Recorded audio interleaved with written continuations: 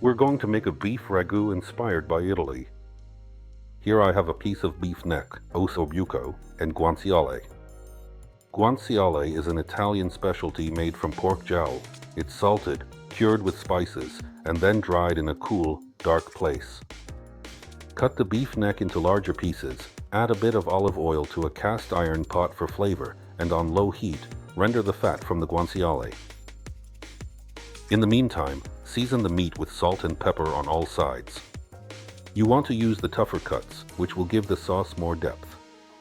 Once that Italian beauty has nicely rendered its fat, take it out and add the meat to the pot to sear it.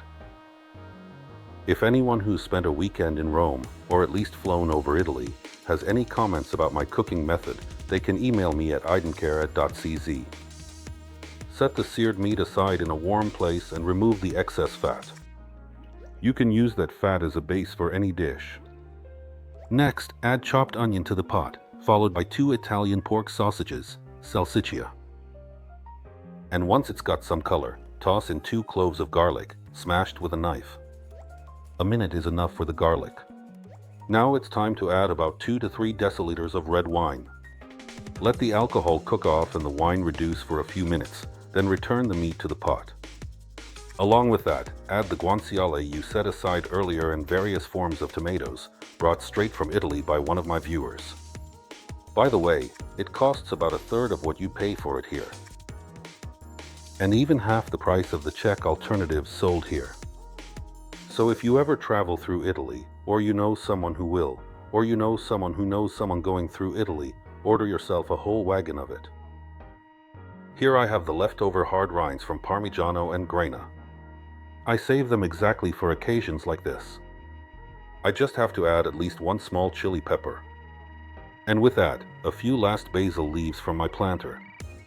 You can let it simmer slowly on the stove, but I was heading to a soccer game, so I put it in the oven for 3.5 hours at 150 degrees Celsius. And when I got back, it was done. In Italy, they mix the sauce with pasta and eat it as a first course. That gets them started, and then they eat the meat as the main dish.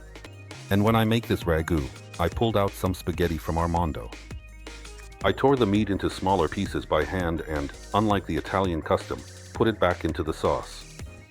I decided to take out the chili pepper, because if Mrs. Kolombova ended up with it on her plate, this would be my last video. We were all coming home for lunch at different times that day, so I finished the meal in stages as people arrived. So, a few ladles of sauce into the pan, and then transfer the spaghetti straight from the pot, cooked 1 minute less than what's written on the package. Add a ladle of starchy pasta water, and finish cooking the spaghetti right there in the pan.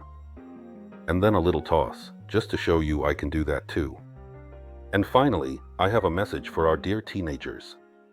If you mess this up too, and history suggests you will, and you slather ketchup on it without someone coming over and smacking you across the face, just eat it calmly, get up from the table, and kick your dad in the balls. He'll know why. See ya.